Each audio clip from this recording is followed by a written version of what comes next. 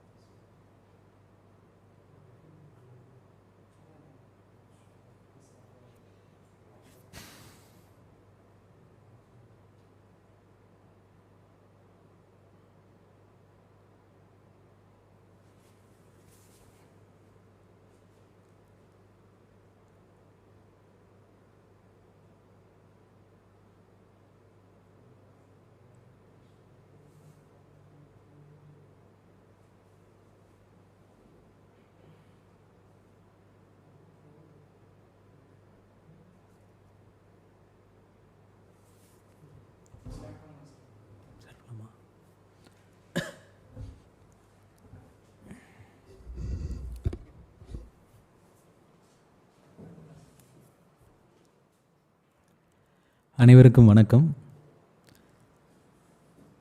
சாகும் வரை தமிழ் படித்து சாக வேண்டும், என் சாம்பலும் தமிழ் மணந்து வேக வேண்டும்.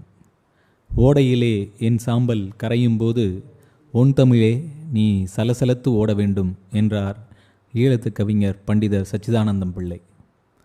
அவரது கூற்றுக்கிணங்க சாகும் வரை தொடர்ந்து தமிழ் படித்து அதன் சுவையை பகிர்ந்து யான் பெற்ற இன்பம் பெருகை வையகம் என்னும் எண்ணத்தோடு வாழ வேண்டும் என்று கருதி முயற்சி செய்து கொண்டிருக்கும் எனக்கு இந்த வாய்ப்பினை நல்கிய அண்ணா இன்ஸ்டியூட் ஆஃப் மேனேஜ்மெண்ட் அதனுடைய தலைவர் திரு இறையன்பு ஐயா அவர்களுக்கும் மற்றும் அதனுடைய இந்த நிறுவனத்தினுடைய முதல்வர் திரு ராமன் அவர்களுக்கும் மற்றும் இங்கு இந்த நிகழ்ச்சியை இரண்டாவது முறையாக, முதல் முறை ஒரு வகுப்பு எத்திக்ஸ் குறித்து எடுத்தேன், இரண்டாவது முறையாக இதை சாத்தியமாக்கிய அனைத்து நல்ல உள்ளங்களுக்கும் எனது முதற்கண் நன்றியை தெரிவித்துக் கொள்கின்றேன்.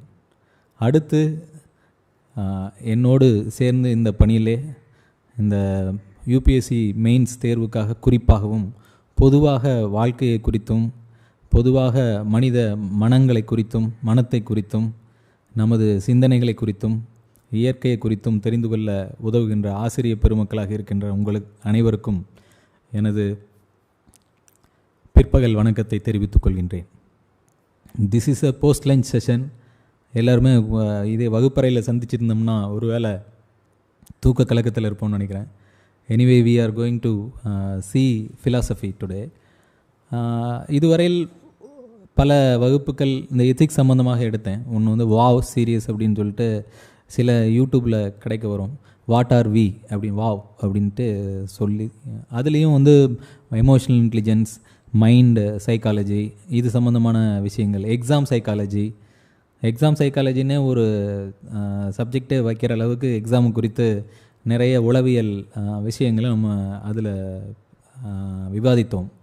இந்த வகுப்பில் வந்து இது வந்து ஒரு நண்பர்களுக்கு சொல்லும் பொழுது இது ஒரு ஃபிலாசபி வகுப்புன்னு சொல்லிட்டேன். அப்போ ஒருத்தர் வந்து கேட்டாங்க, ஃபிலாசபி வகுப்பை வந்து நீங்கள் எடுக்க போகிறீங்க, அதுக்கு அது ஒரு புது சப்ஜெக்ட், உங்களுக்கு எவ்வளோ படிச்சிருக்க வேண்டும், உங்கள் பிபிடி பார்த்தோம்னா நல்லா ப்ரிப்பேர் பண்ண மாதிரி தெரியுது அப்படி சொன்னாங்க. இதுக்கெல்லாம் காரணமாக இருக்கின்ற அந்த ஃபீட்பேக் கொடுக்கக்கூடிய உங்களே ஆசிரியர்களாக நான் கருதுகிறேன். ப்ரிலிம்ஸ் ரிசல்ட் வந்துருச்சு, இப்போ மெயின்ஸுக்கு ப்ரிப்பேர் பண்ணி கொண்டிருக்கிற மாணவர்கள் ஐஏஎஸ் ஏன்னா குறிப்பாக உங்களுக்கு நேரடியாக உதவும் வண்ணம் சில 2 கேள்விகள், அதற்கான பதில்களை இந்த வகுப்பிலே நாம் மையமாக வைத்து எடுத்து செல்ல போகின்றோம். அது என்ன கேள்வி? இந்த பேச்சினுடைய தலைப்பு வந்து எக்ஸாமின்டு லைஃப் அப்படின்று வைத்திருக்கிறோம்.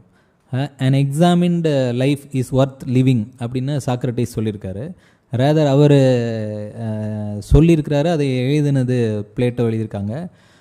அவர் சொன்னது எக்ஸாக்டாக என்ன சொல்லியிருக்காங்கன்னா, unexamined life is not worth living அப்படின்னு. 70 வயசில் அவருக்கு வந்து 310 அப்படின்ற ஒரு வார்த்தையை பயன்படுத்தியிருப்பார் இவர் வெல் டுராண்ட்.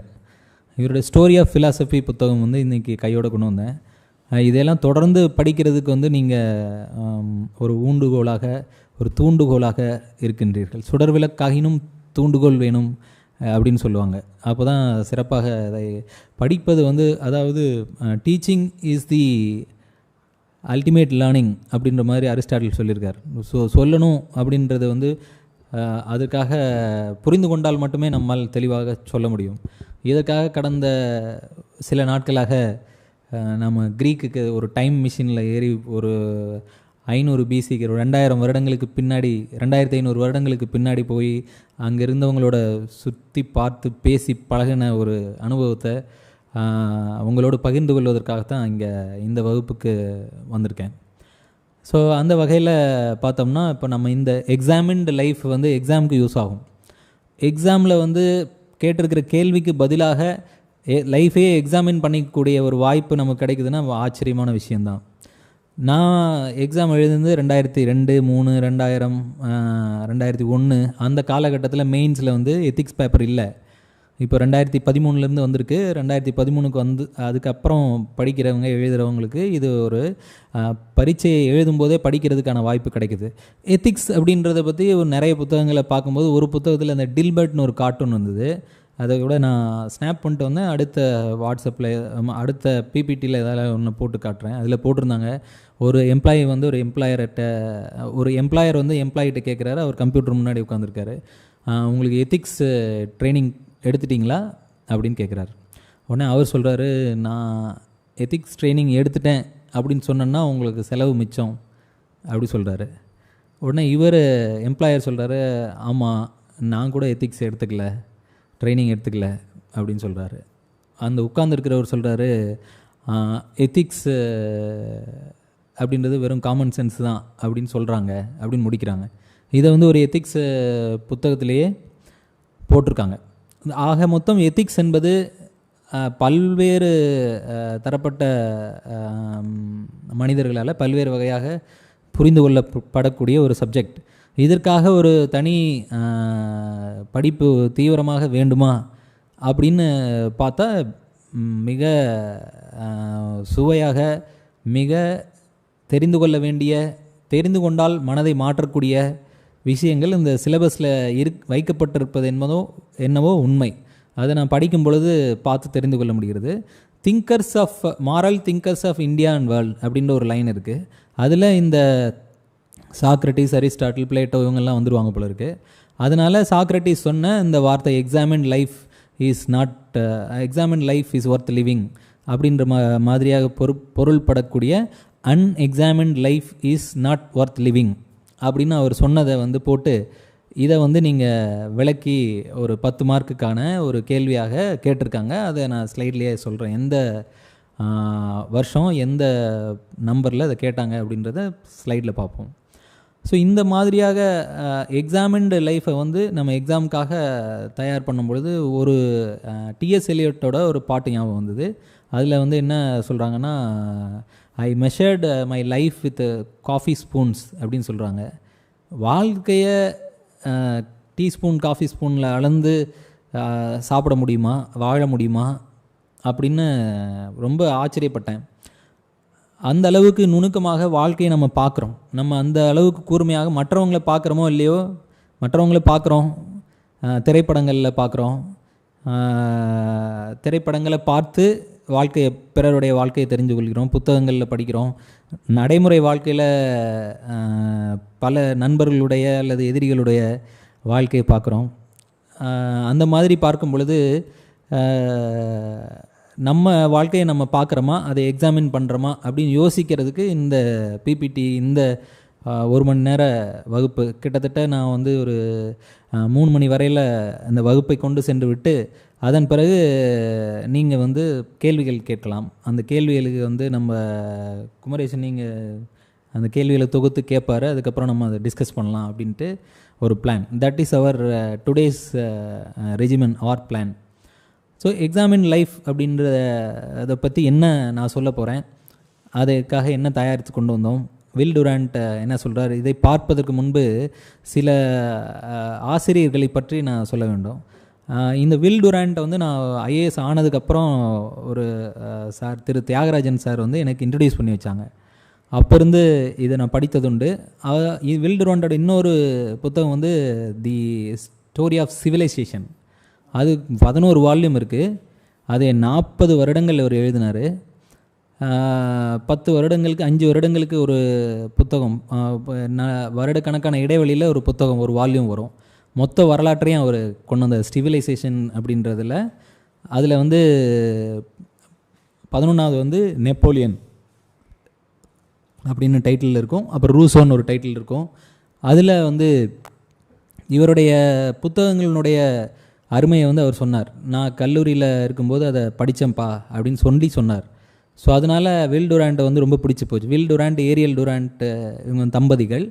ஏரியல் டுராண்ட் வந்து வில் டுராண்ட்டோட ஸ்டூடெண்ட்டாக இருந்தாங்க. முதல் 5 வால்யூம் அவர் தனியாக எழுதினார். அதுக்கப்புறம் அவங்க திருமணமான பிறகு இணைந்து மீதம் இருக்கின்ற புத்தகங்களில் அவருடைய மேடமுடைய பேரும் சேர்ந்துருக்கும். ஸோ இதை படிக்கும் பொழுது ஒவ்வொரு லைனும் வந்து கிட்டத்தட்ட ஒரு பொன்மொழி மாதிரி இருக்கும். இப்போ ஸ்பைனோசா அப்படின்றவர் பற்றி ஒரு லைன் இருந்தது. அது பார்த்திங்கன்னா, Spinoza need not to be he should not be read, he has to be studied அப்படின்னு. வாழ்க்கையில் படிக்கிறதுக்கும் ஆழ்ந்து ஊன்றி கவனித்து புரிந்து கொண்டு படிப்பதற்கும் உள்ள உள்ள 2 சொற்களை வந்து அவர் அப்படி பயன்படுத்தியிருக்கார். நம்ம தேர்வுக்கு எழுதுவதற்கு வந்து ஆங்கிலத்தில் புலமை வேண்டும், நன்றாக எழுத வேண்டும் அப்படின்னா நன்றாக படிப்பதற்கான மிகச்சிறந்த ஒரு ஆத்தர் இவரை வந்து வில் டுராண்ட்டை வந்து நம்ம படித்து ஃபிலாசபிக்கு அல்லது எத்திக்ஸ் கிளாஸுக்காக நம்ம படிக்கிறோமோ இல்லையோ, ஆங்கிலம் எவ்வாறு சிறப்பாக அவர் பயன்படுத்துகின்றார் அப்படின்ற ஒரு மொழியை வந்து அவர் அவ்வளவு அழகாக பயன்படுத்துகின்றார். இதையெல்லாம் நம்ம தெரிந்துக்கிறதுக்காக, அதில் ஆளுமையை வளர்த்து கொள்வதற்காக இதை படிக்கலாம். அந்த வகையில் பார்க்கும் பொழுது திரு தியாகராஜன் சாரை வந்து இங்கிலீஷ் ப்ரொஃபஸராக ஒர்க் பண்ணாங்க பிஹெச்டியில் கோயம்புத்தூரில். எனக்கு வந்து ட்ரைனிங் கலெக்டராக புதுக்கோட்டையில் இருந்தாங்க. அப்போ இந்த வில் டுராண்ட் பற்றிலாம் நிறைய ஃபிலாசபி பற்றி நிறைய சொல்லுவாங்க. அப்போது இதை பற்றி சொல்லுவாங்க, ஷேக்ஸ்பியரோட புத்தகங்களை பற்றி சொல்லுவாங்க. ஸோ அதில் சிலவற்றை உங்களிடத்தில் பகிர்ந்து கொள்வதில் இந்த காலத்தில், இந்த தருணத்தில் வந்து மகிழ்ச்சி அடையணும். இதில் யாரும் வந்து வாய்ப்பு கிடைக்கும்போது இதை புரட்டி பார்த்தீங்கன்னா, it will be a great studying experience, whether reading or studying or learning experience. இதை வந்து இப்போ சமீபத்தில் இந்த ஸ்டம்பிளிங் ஆன் ஹாப்பினஸ் அப்படின்ற இந்த புத்தகத்தை, டேனியல் கில்பர்ட்டோட புத்தகத்தை படிச்சுட்டு இருக்கும்போது பக்கம் 94ல் வில் டுராண்ட்டை பற்றி அவர் ஒரு வார்த்தை போட்டிருந்தார். உங்களுக்கெல்லாம் அந்த இமானுவேல் காண்ட் தெரியும். அதாவது அது duty bound principle, categorical imperative அப்படி. அதாவது எந்த ஒரு ஃபிலாசபிக்கல், எத்திக்கல் அல்லது எந்த கேள்வியாக இருந்தாலும் அதாவது நம்ம இதை பண்ணவா அதை பண்ணவா அப்படின்ற சந்தேகம் வரும்பொழுது இமானுவேல் காண்ட் என்ன சொல்லுவார்னா, நீங்கள் ரூல்ஸ் படி என்ன சொல்லியிருக்கோ அதை தான் செய்யணும், அதுதான் கேட்டகாரிக்கல் இம்பரேட்டிவ் அப்படின்னு சொன்னார். இந்த இமானுவேல் காண்ட்டை பற்றி நிறைய புத்தகங்களில் நிறைய பேர் படிக்கலாம், நம்ம படிச்சுக்கிட்டு இருப்போம், எக்ஸாமுக்கு இதை யூஸ் பண்ணுவோம். டியூட்டி பவுண்டாக ஒரு விஷயத்தை செய்யணும் அப்படின்னா இப்படி தான் செய்யணும், அதில் வந்து யோசிக்கிறதுக்கான இடமே. டியூட்டி ரூல்ஸ் என்ன சொல்லுது அதன்படி செய்யணும். இதுக்கான எக்ஸாம்பிள்ஸ் நிறைய இருக்குது. பட் நான் இங்கே சொல்ல வந்தது வந்து இமானுவேல் காண்ட்டுக்கும் வில் டுராண்ட்டுக்கும் டேனியல் கில்பர்ட்டுக்கும் இவருடைய புத்தகத்துக்கும் 3க்கும் உள்ள தொடர்பை பற்றி நாம் சொல்லணும். அதுக்கப்புறம் 4வதாக இன்னொரு ஆசிரியரை பற்றி நான் சொல்ல போகிறேன். எனிவே இதில் வந்து என்ன சொல்கிறாங்கன்னா, டேனியல் கில்பர்ட் வந்து ஒரு வார்த்தை யூஸ் பண்ணியிருக்காங்க.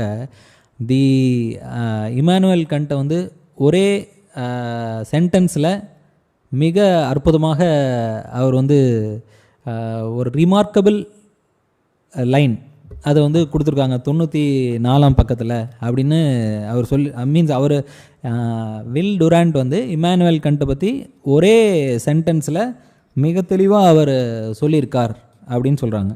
அது வந்து என்ன, remarkable feat of summarising Kant's point in single sentence. அது ஒரு மனிதருடைய வாழ்க்கையை, அவருடைய கருத்தை அவர் நிறைய எழுதியிருக்கார்.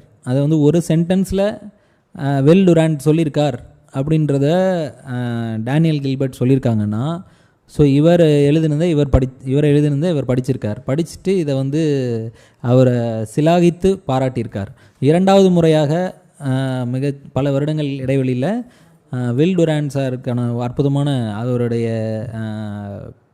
படைப்பாற்றலுக்கான, எழுத்தாற்றலுக்கான, கருத்துக்களை சிறப்பாக சொல்வதற்கான சான்றிதழ்னு சொல்லலாம். இந்த புத்தகங்களை படித்து இதை உங்களுக்கு கொண்டு வந்து, ஏன் இதை இப்படி சொல்கிறோன்னா, எங்களுக்கு வந்து ஒரு வகுப்பில் ஒரு ஆசிரியர், நான் வந்து ஒரு கால்நடை மருத்துவர், நாமக்கல் கால்நடை மருத்துவக் கல்லூரியில் படித்தேன். எனக்கு நாங்கள் வந்து விலங்குகளுடைய மருத்துவம், அதுக்கான ஈனியல், ஆப்ஸ்டெட்டிக் அண்ட் கைனகாலஜி ப்ரொஃபஸர் ஒருத்தர் இருக்கார். இப்போது அவர் ஆப்ஸ்டெட்டிக் கைனகாலஜி எடுத்துகிட்டு இருக்கார். அவர் பேரே ஓஜி செல்வராஜ் சார் அப்படின்னு சொல்லுவோம். அவர் வகுப்புக்குள்ளே வந்தார்னா அப்படியே வகுப்பு ரொம்ப கலகலப்பாக வச்சுருப்பார். அப்படி மேடையில் அந்த மேடையில் வந்து அவரை நடந்து பேசி ஹஃபீஸ், அப்புறம் ஓஜி ராபர்ட்ஸ் அப்படின்னு புத்தகங்கள் இருக்குது. அந்த ஹஃபீஸ் புத்தகத்தில் இந்த பக்கத்தில் இருக்குப்பா, இது இந்த பக்கத்தில் இருக்குது, இந்த பேஜில் இப்படி இருக்குது அப்படின்னு அவர் அந்த அந்த அதாவது அப்பா வந்து சின்ன வயசில் மீட் சாப்பிட்றோன்னு வச்சுக்கோங்க, சிக்கனோ இல்லை ஏதாவது சாப்பிட்றோன்னா கடித்து பிரித்து அந்த கண்ணப்ப நாயனார் வந்து அவருக்கு கண்ணை பறிச்சுட்டு அந்த பக்தியை காட்டினார் இல்லையா திண்ணப்பர். ஸோ அவருடைய பக்தி மாதிரி பக்தியில் வந்து சாப்பிட்டுட்டு அந்த மீட்டை வந்து கடவுளுக்கு படைப்பார். அந்த மாதிரி சாப்பிட்டுட்டு மீட்டை எப்படி சாப்பிட்ணுன்னு அப்பா சொல்லி கொடுத்தார். அந்த மாதிரி ஓஜி செல்வராஜ் சார் வந்து ஒரு புத்தகத்தை எப்படி சாப்பிட்றது, புத்தகத்தை எப்படி ரசித்து படிக்கிறது அப்படின்னு சொல்லி கொடுத்தார். இந்த விஷயங்களெல்லாம் நான் வந்து உங்கள்கிட்ட ஃபிலாசபி படிக்கிறதுக்காக மட்டும் இல்லாமல் எல்லா புத்தகங்கள்லேயும் என்ன படிக்கும் பொழுது அது மனசில் வச்சுருந்து அதை பயன்படுத்தும் பொழுது இன்னும் இவ்வளோ வருடங்கள், கிட்டத்தட்ட ஒரு 30 வருடங்கள் ஆகிடுது படித்து முடித்து. அப்போவும் அந்த வகுப்பில் அவர் சொன்ன ஹாஃபீஸு அல்லது ராபர்ட்ஸில் வந்து என்ன மாதிரியான பொசிஷன்ஸு, பார்ச்சுரிஷன் டெலிவரி ஆகுதுன்னு வச்சுக்கோங்க, கண்ணுக்குட்டியை எடுக்கிறதுக்கு அவர் சொல்லி தந்த விஷயங்கள் வந்து இன்னும் கண்ணுக்குள்ளேயே நிற்குது. இதே ஒரு வகுப்பறையாக இருந்ததுன்னா உங்களுக்கு இன்னும் நேரடியாக உங்களுடைய ஃபீட்பேக், உங்களுடைய முகத்தில் இருக்கின்ற ஃபீலிங்ஸ் வந்து எப்படி இதை ரசிக்கிறீங்க, என்ன கேட்க வரீங்க அப்படின்னு அவ்வப்பொழுதே என்னால் வந்து திருப்பி உங்களோட எக்ஸ்பிளைன் பண்ண முடியும். அப்போது வந்து இன்னும் இது வந்து ஒரு மெமரபிள் கிளாஸாக இருந்திருக்கும். பட் ஸ்டில் இன்றைக்கி இருக்கக்கூடிய தொழில்நுட்பத்தினுடைய பலன் காரணமாக இதை ஒரு தொலைதூர கல்வியாக நம்ம எடுத்துக்கிட்டு இருக்கோம். இந்த வகையில் நான் சொல்லக்கூடிய விஷயம் என்னென்னா, செல்வராஜ் சார் எங்களுக்கு எப்படி ஆசிரியர்கள் பல்வேறு ஒரிஜினல் ஆத்தர்ஸை ஒரிஜினல் புக்கில் படிக்க தூண்டுகோலாகவும் ஒரு தூண்டுதலாகவும் தொடர்ந்து நம்ம படிக்கணுன்ற ஆர்வத்தையும் உருவாக்குனாங்களோ, அந்த ஃபீலிங்கை இப்போ இங்கே இறக்கணும் அப்படின்னு விருப்பப்படுறேன்.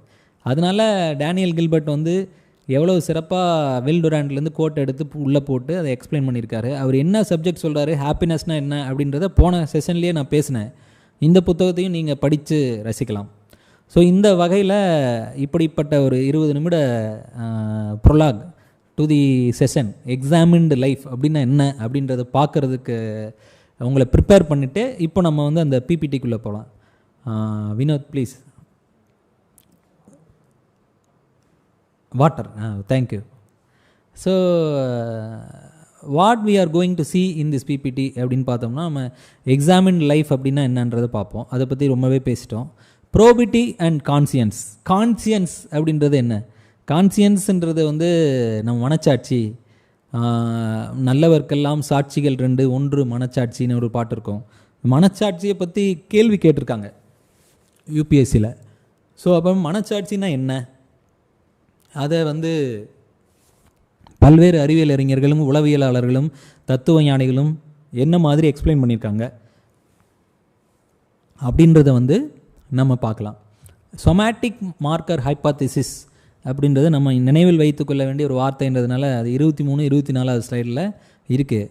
அதில் என்ன சொல்லியிருக்கோம்னா, இதை வந்து ஆண்டோனியோ டமாசியோ அப்படின்ற ஒரு சயின்டிஸ்ட் வந்து சொன்னார். அதில் அவர் கான்சியன்ஸை பற்றி தான் எக்ஸ்பிளைன் பண்ணுறாரு. தான் ஆடாவிட்டாலும் தன் சதை ஆடும் அப்படின்னு சொல்லுவாங்க இல்லையா. அப்படின்னா மனசு அப்படின்றது ஒரு ஃபீலிங் சொல்லுது. இருந்தாலும் மனசையும் தாண்டி நம்ம உடம்பு முழுக்க ஒரு விஷயத்தை வந்து சொல்ல வருது. அவங்க எமோஷன், ஃபீலிங் அப்படின்றதெல்லாம் உடம்பு முழுக்க இருந்து வரப்போகுது. இதய துடிப்பு அதிகமாகும், அப்புறம் வந்து மூச்சு இறைப்பு அதிகமாகும். ஒரு உணர்ச்சி வசப்பட்ட ஒரு சூழ்நிலையில் கோபமாக இருக்கலாம், சந்தோஷமாக இருக்கலாம், கிரிக்கெட்டில் ஒரு விக்கெட் எடுக்கும்போதோ அல்லது வேறு சூழ்நிலைகள்லையோ நீங்கள் வந்து அப்படியே ஒரு எக்ஸைட்டடாக ஃபீல் பண்ணும்போது உங்களுக்கு மூச்சு வேகமாக நம்ம மூச்சு வாங்குவோம். அதை நீங்கள் கவனிச்சிருக்கலாம். ஸோ அதன் மூலமாக நம்ம கான்சியன்ஸுன்றது வந்து மூளையில் மட்டும் இல்லை, உடம்பு முழுக்க மூளைன்னு சொல்லுவாங்கள்ல, அப்படின்னு அந்த ஆண்டோனியோ டமாசியோ சொல்லியிருக்காரு. அவர் ஒரு நியூரோபயாலஜிஸ்ட். அதை பற்றி அந்த விஷயத்தை நம்ம தெரிஞ்சு கான்சியன்ஸோட கோரிலேட்டடாக நம்ம தெரிஞ்சுக்கிறோம். அதை பற்றி மட்டும் இல்லாமல் கான்சியன்ஸை பற்றி தெரிஞ்சுக்க வேண்டியது ஒவ்வொரு கான்சியன்ஸ் உள்ள மனிதருக்கும் ஒரு க்யூரியஸான விஷயமாக இருக்கும். அதுதான் இந்த ஸ்டம்பிளிங் ஆன் ஹாப்பினஸோட அட்டையில் Malcolm Gladwell, author of Blink, அவர் சொல்லியிருக்காரு, if you have even a slightest curiosity about human condition you ought to read it, trust me அப்படின்னு வேறு சொல்கிறார். You ought to read it அப்படின்னு சொன்னாலே நம்ம படிக்க போகிறோம், இருந்தாலும் அவர் கூட சேர்த்து ட்ரஸ்ட் மீ அப்படின்னு சொல்லியிருக்கார். ஸோ அந்த மாதிரி ஒரு க்யூரியாசிட்டி அபவுட் ஹியூமன் கண்டிஷன் இருந்ததுன்னா இந்த எக்ஸாமின்டு லைஃப்பில் சாக்ரட்டிஸ் என்ன சொன்னார், சொமேட்டிக் மார்க்கர் ஹைபாத்திஸ், ஆண்டனியோ டமாசியோ கான்சியன்ஸை பற்றி என்ன சொன்னார் அப்படின்றத பற்றிலாம் நம்ம தெரிஞ்சிக்க வேண்டி இருக்கும். அது அந்த வகையில் இந்த வகுப்பு வந்து ஒரு பொதுப்படையான வகுப்புன்றதுனால நிறைய நண்பர்களுக்கு நான் சொன்னேன், இந்த வகுப்பு நீங்கள் கவனித்து பார்க்கலாம், ஒரு வேளை உங்களுக்கு பயனுள்ளதாக இருக்கலாம். ஸோ அடுத்து குறிப்பாக மெயின்ஸ் எழுதுகிறவங்களுக்கு என்ன நம்ம சொல்ல வரோம் அப்படின்றது, அந்த கேள்விக்கான பதிலாக இதை என்ன கேள்வி அது எந்த ஸ்லைடில் இருக்குது அப்படின்றத 6 மற்றும் 27 சொல்லியிருக்கோம். ஒரு கொஷின் தான் நம்ம எக்ஸாமின் லைஃப் பற்றினது, இன்னொரு கொஷின் வந்து கான்சியன்ஸ் பற்றி அல்லது ப்ரோபிட்டி பற்றி இருக்கலாம், அதை பார்த்துருவோம். நம்ம ரியல் டைம் எக்ஸாம்பிள்ஸாக நான் 2 பேரை பேசினேன், அவங்களோட கன்சென்ட் வாங்கினேன். என்னோடய பேட்ச்மேட் மிஸ்டர் அருண் ராய் அப்படின்னு ஒரு ஐஏஎஸ் ஆஃபீஸர் இருக்கார், அவர் வந்து கிருஷ்ணகிரி கலெக்டராக இருந்தார், ராம்நாடு கலெக்டராக இருந்தார். அடுத்து வந்து இன்னொரு எக்ஸாம்பிள் வந்து மிஸ்டர் விஷ்ணு வந்து இப்போது திருநெல்வேலி மாவட்ட ஆட்சியராக சமீபத்தில் இப்போ போனாங்க. அவருடைய லைஃப்பில் எப்படி conflict of conscience, crisis of கான்சியன்ஸ்னு ஒரு கொஸ்டின் வந்திருக்கும். அதுக்காக தான் அந்த இவங்க 2 பேரும் எப்படி சிவில் சர்வீஸ் எழுதணும்னு முடிவு எடுத்தாங்க, சிவில் சர்வீஸ் எழுதணும்னு முடிவு எடுக்கிறதுக்கு முன்னாடி என்னவாக இருந்தாங்க, அப்புறம் முடிவு எடுத்த போது அவங்க என்ன ஒரு சவால்களை அல்லது சிக்கல்களை அதாவது இதுவா அதுவா அப்படின்றது தான் கிரைசிஸ் ஆஃப் கான்சியன்ஸ். மனசு ஒன்று சொல்லும், அது சூழ்நிலை ஒன்று சொல்லும், மனசே 2 சொல்லும். அதை வந்து desire, higher order volition, first order volition, second order volition அப்படின்னு சைக்காலஜியில் சொல்கிறாங்க. இந்த first order volition, second order volition இதை பற்றிலாம் ஹாரி ஃப்ராங்க்ஃபர்ட் அப்படின்ற ஒரு ஃபிலாசபர், அமெரிக்கன் ஃபிலாசபர் வந்து எழுதியிருக்கார். அவர் எழுதின ஒன் ஆஃப் தி புக்கு பேர் வந்து 2005 அதை எழுதியிருக்காரு, புல்ஷிட்னு ஒரு புக்கு எழுதணுமா அப்படின்னு நீங்கள் யோசிக்கலாம். ஆனால் அவர் யோசிக்கலை, அவர் எழுதிட்டார்.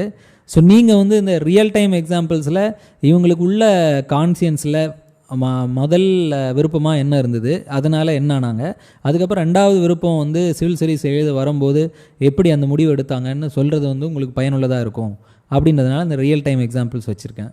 வான்கோ நமக்கு எல்லாம் தெரிஞ்சிருக்கலாம், ஒரு உலக புகழ்பெற்ற ஓவியர். அவர் வந்து கான்சியன்ஸை பற்றியும் ஆத்மார்த்த திருப்தி அப்படின்னு ஒன்று சொல்கிறாங்கல்ல, அப்படின்றத பற்றி ஆத்மார்த்த திருப்தி அப்படின்னு சொல்லும்போது இந்த கான்சியன்ஸை பற்றி படித்த ஒரு பொன்மொழி ஞாபகம் வந்தது. There is no softer pillow available than a pure conscience அப்படின்னு ஒரு ப்ராவர்ப், ஒரு கொட்டேஷன் படித்தேன்.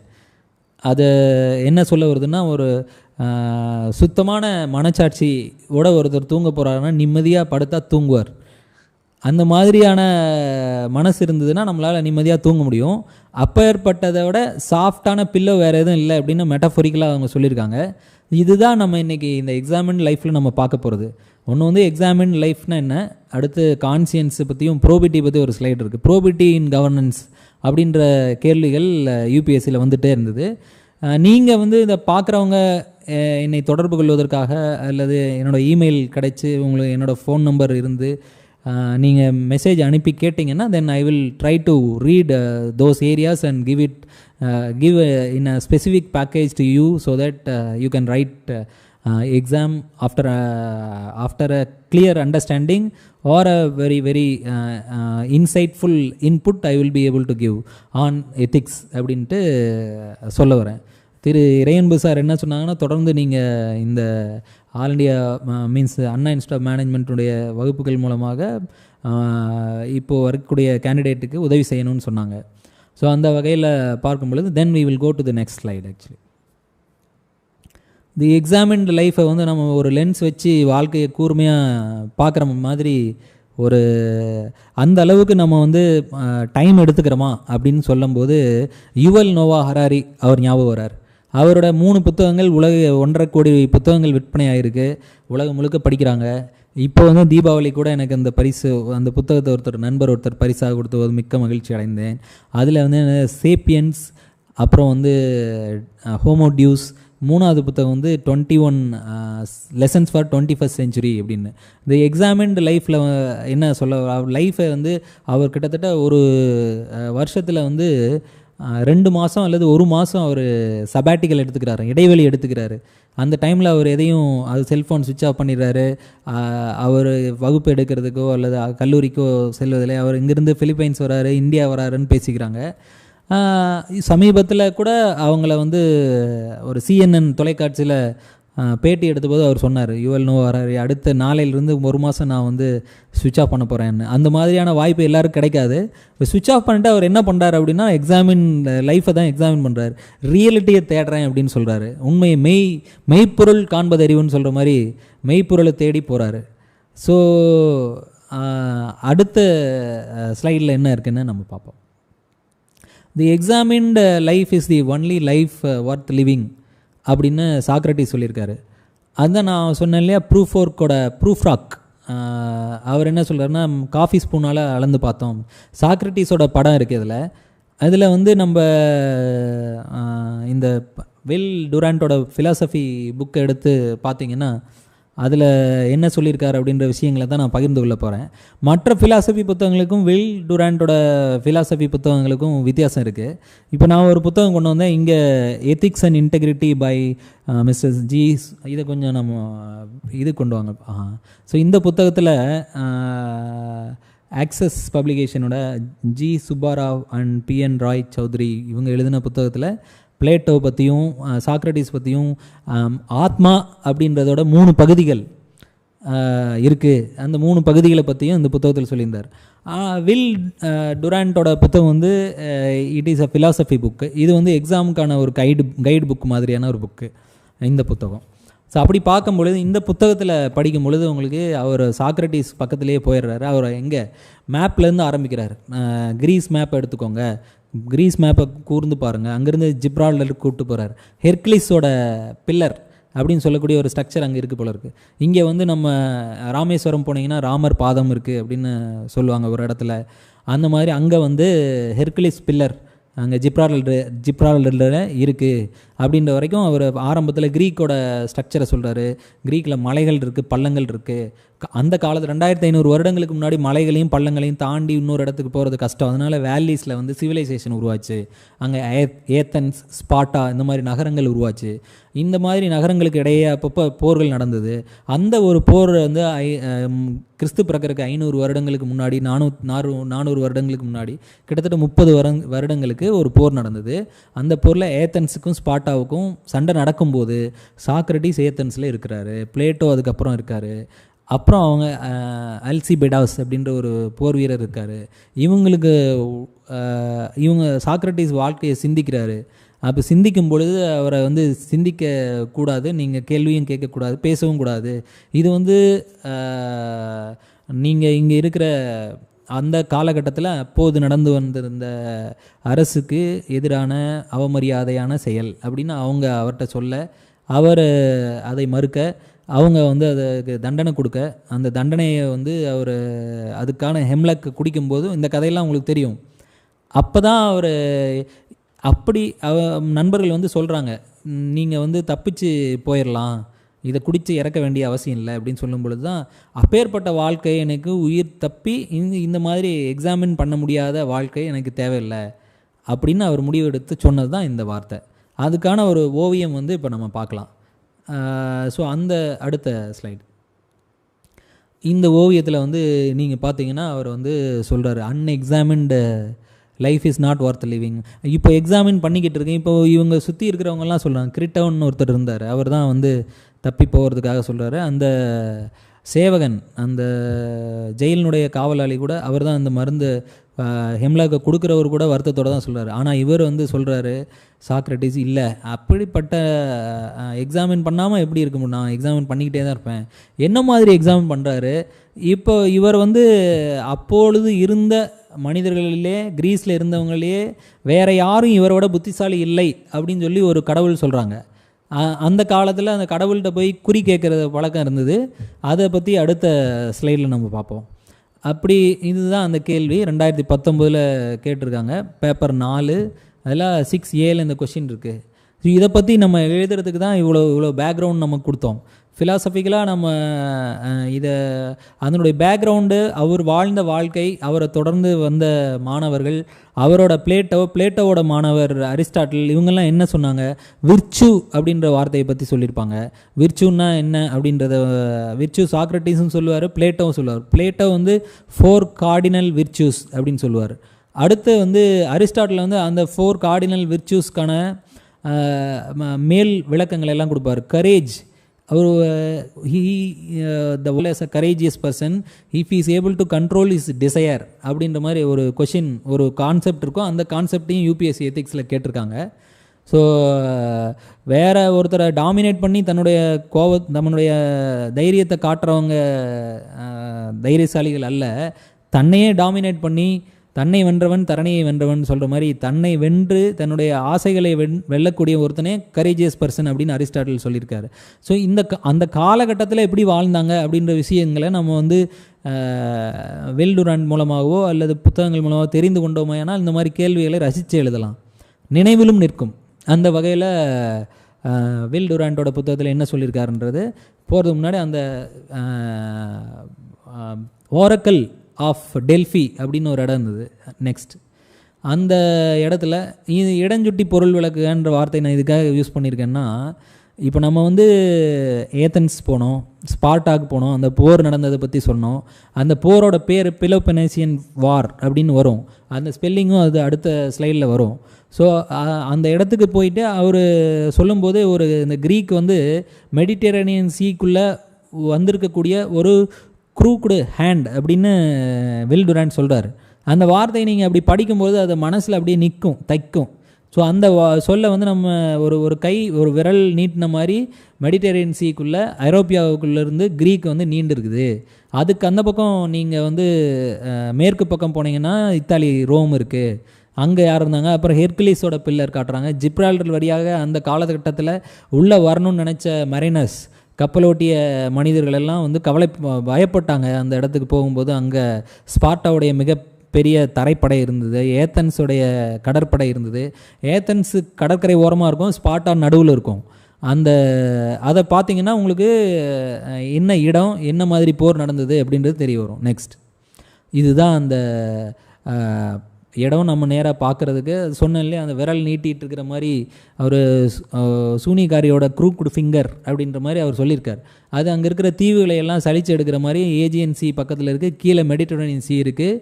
அந்த வந்து பெலோபொனேசஸ் அப்படின்ற இடம் இருக்குது இல்லையா, அதப்போ பெலோபொனேசியன் வார் அப்படின்னு யூஸ் பண்ணோம். அந்த வாரில் தான் சாக்ரட்டிஸ் வந்து வீரதீர செயல்களெல்லாம் புரிகிறார். சாக்ரட்டிஸ் பார்க்குறதுக்கு வந்து ரொம்ப அழகாக இருக்க மாட்டார் அப்படின்றத மிக அழகாக வில் டுராண்ட் சொல்லுவார். எப்படி சொல்லுவார்னா, ஃபிலாசபரே ஒரு ஃபிலாசபருக்கு உரிய அழகை விட கம்மியாக இருந்தார் அப்படின்னு சொல்லியிருப்பார். இவரை பார்த்தோம்னா இவர் மோர் தேன் அவரை வந்து ஒரு போர்ட்டர், அந்த தலையில் வெயிட்டை சுமந்துட்டு போகிற தலை மாதிரி தான் இருப்பார். செருப்பு போட்டுக்க மாட்டார், சுற்றி திரிவார். எப்படி சம்பாதிக்கிறாரு, எப்படி சாப்பிட்றாருன்னு தெரியாது, குடும்பத்துக்கு உதவி பண்ணல அந்த மாதிரியாக. ஆனால் அவர் எல்லாரையும் கேள்வி கேட்டார், எந்த கேள்விகளுக்கும் பதில் சொல்ல மாட்டார், ஆனால் கேள்வி கேட்பார். இதுதான் எலங்கஸ் அப்படின்ற மெத்தட். இவர் வந்து அதாவது என்ன எப்படி சாப்பிட்டாரு பொழைச்சாருன்றதை பற்றி ஒரு ஐடியாவே இல்லை. ஏன்னா நண்பர்கள் சாப்பிட கூப்பிட்டாங்கன்னா போவார். தண்ணி அடிக்கும்போது கூட he will not do it in excess or more gentleman அப்படின்ற மாதிரி ஒரு வார்த்தையை வில் டுராண்ட் சொல்லியிருப்பார். ஸோ இந்த மாதிரியான ஒரு ஃபிலாசபர் வந்து அந்த போரில் வந்து மிக அதிகமான ஆற்றலுடைய செயல்களையெல்லாம் செய்ததுக்கு அப்புறம் அதனால் பிளேட்டோ வந்து இம்ப்ரெஸ் ஆகி, பிளேட்டோ வந்து ஒரு பெரிய பணக்கார வீட்டு பையன், அவர் வந்து இவர்கிட்ட ஸ்டூடெண்ட்டாக ஜாயின் பண்ணுறாரு. இவருடைய கருத்துக்களை கேட்டு அதை பற்றி அவர் எழுதிய விஷயங்களை தான் 18 டயலாக்ஸாக எழுதினார்.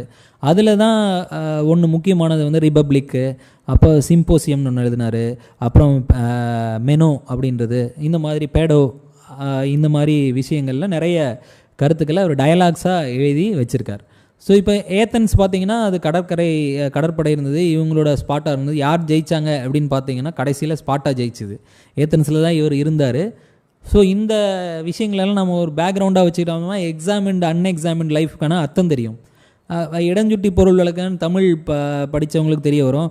ஒரு பாட்டை கொடுத்துருவாங்க. அந்த பாட்டு வந்து எங்கே பாடினது, எதுக்காக பாடினாரு, யார் பாடினாங்க, என்ன கேரக்டர் பாடிச்சு, அது எதுக்காக எந்த சூழ்நிலையில் பாடிச்சு, இதுக்கான அர்த்தம் என்ன அப்படின்ற மாதிரி நம்ம இது குகனொடும் ஐவரானோம் முன்பின் குன்று சூழ்வான் மகனொடும் அறுவரானோம் இப்படின்றது வந்து கம்பராமாயணத்தில் ஒரு பாட்டு ராமன் சொல்வதாக வரும்.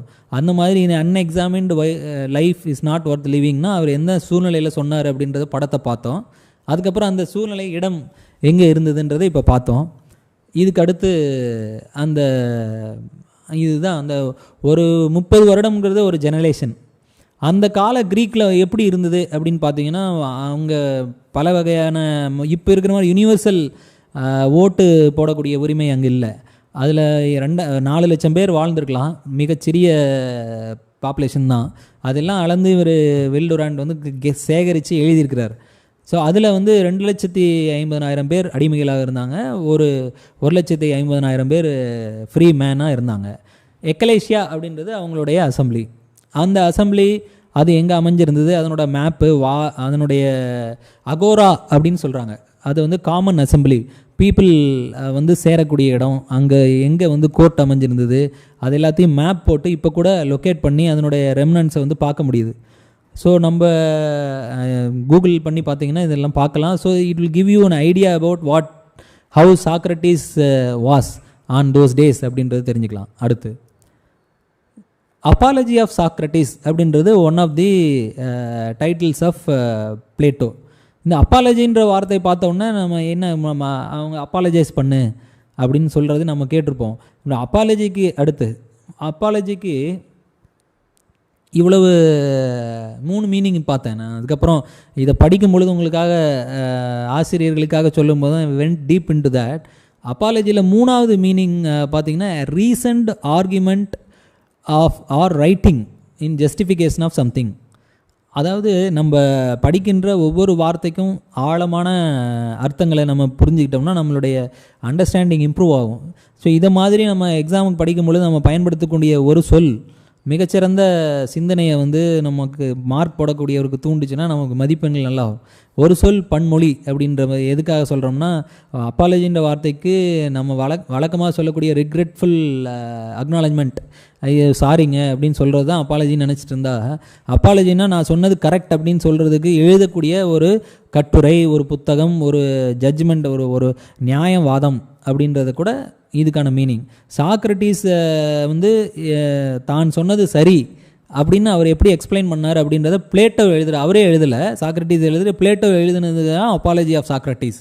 அந்த அப்பாலஜி ஆஃப் சாக்ரட்டிஸ் மூலமாக தான் நம்ம வந்து அவர் எந்த காலகட்டத்தில் எப்படி வாழ்ந்தார், அவர் கடைசி என்ன சொன்னார் அப்படின்றதெல்லாம் தெரிஞ்சுக்க முடியுது. அடுத்து ஸோ இது காலகட்டம் வந்து 470லேருந்து 399 வரைக்கும். அவர் சொல்லிக்கிறார், நான் ஆசிரியரே அல்ல, I know only one thing, that is I know nothing. அப்படின்னா நான் வந்து பின்ன என்ன செய்வார், அவர் தனக்கு தெரியாது அப்படின்றத வந்து அவருக்கு தெரிஞ்சிருந்தது தான் தனக்கு தெரிஞ்சது அப்படின்னு நினச்சார். தனக்கு தெரியும் அப்படின்னு யார் யார் சொல்கிறாங்களோ அவங்கெல்லாம் அவங்களுக்கு தெரியாததாக இருக்கிறதுனால தெரியும் அப்படின்னு சொல்கிறாங்க. அவங்களுக்கு தெரியாது அப்படின்றது அவங்களுக்கு தெரியாததுனால தனக்கு தெரியும்னு நினச்சிக்கிட்டு இருக்காங்க அப்படின்னு தன்னுடைய பேச்சை வந்து ஆரம்பிப்பார். எப்படி எலங்கஸ் அப்படின்றது அந்த டெக்னிக். அந்த டெக்னிக்கில் இப்போ அவர்கிட்ட போய் சாக்ரட்டிஸ்ட்டை போய் இது என்ன, இப்போ எப்படி எக்ஸாமில் பதில் எழுதுறதுன்னு கேட்டால் சொல்ல மாட்டாராம். பின்ன என்ன செய்வார், அவர் கேள்விக்கு பதில் சொல்ல மாட்டார், ஆனால் சொல்கிறத கேள்வி கேட்பார். இப்படி கேள்வி கேட்டதுனால அவருக்கு ரசிகர்கள் அதிகமாயிட்டாங்க. அதுதான் அந்த கேட் ஃப்ளை ஆஃப் ஏத்தன்ஸ் அப்படின்னு சொல்லுவாங்க. எல்லாரையும் இரிட்டேட் பண்ணிக்கிட்டு இருந்தார். அதாவது தான் சொல்கிறது சரின்னு நினச்சவங்கள அவர் இரிட்டேட் பண்ண ஆரம்பிச்சிருவார். ஐயோ எனக்கு என்ன பண்ணிட்டீங்க நீங்கள் அப்படின்னு கேட்குற அளவுக்கு இளைஞர்களை வந்து சிந்திக்க தூண்டினார். எப்படி கேட்பார்னா, அவர் ஒன்றா கேள்வி கேட்டுக்கிட்டே அவங்கள யோசிக்க வைப்பார். அதனால நான் வந்து ஒரு டீச்சர் கிடையாது, ஆனால் நான் ஒரு மிட்வைஃப்னால் அந்த பிரசவம் பண்ணுறதுக்கு உதவி பண்ணுறவங்க. பிரசவம் பண்ணுறதுக்கு உதவி பண்ணுறவங்கன்னா என்னது, நான் வந்து ஒரு புதுசாக நான் குழந்தை பெற்றுக்கிறது கிடையாது, என்னுடைய கருத்துக்கள் எதுவும் கிடையாது. ஆனால் யாருக்காவது ஏதாவது கருத்து இருந்து அதை அவங்களால கரெக்டாக கண்டுபிடிக்க முடியலன்னா அதை வந்து அவங்களுக்கு அவங்க டெலிவரி பண்ண ஹெல்ப் பண்ணுற மாதிரி ஒரு ஆசிரியர், கருத்துக்களை பிரசவிக்கிறதுக்கு உதவக்கூடிய ஒரு மிட்வைஃப் அப்படின்னு அவராக சொல்லிக்கிட்டாரு. அல்லது மேட்ச் மேக்கர், அவருடைய கேள்விக்கும் அதற்கான பதிலுக்கும் சரியான பொருத்தம் பார்த்து கொடுக்கக்கூடிய ஒரு கல்யாண தரகர் மாதிரி நான் வேலை செஞ்சேன். எதுக்கு ஒரு பக்கம் வந்து ஒருத்தருடைய கேள்வி, அந்த தீர்க்க முடியாத கேள்வி, இன்னொரு சைடு வந்து அவருக்கான பதில், அந்த தத்துவத்திற்கான தீர்வு, இது ரெண்டையும் நான் சேர்த்து சரியாக வச்சேன் அப்படின்னு அவரே சொல்கிறாங்க. Young seeker and best suited philosopher அவர் தான்.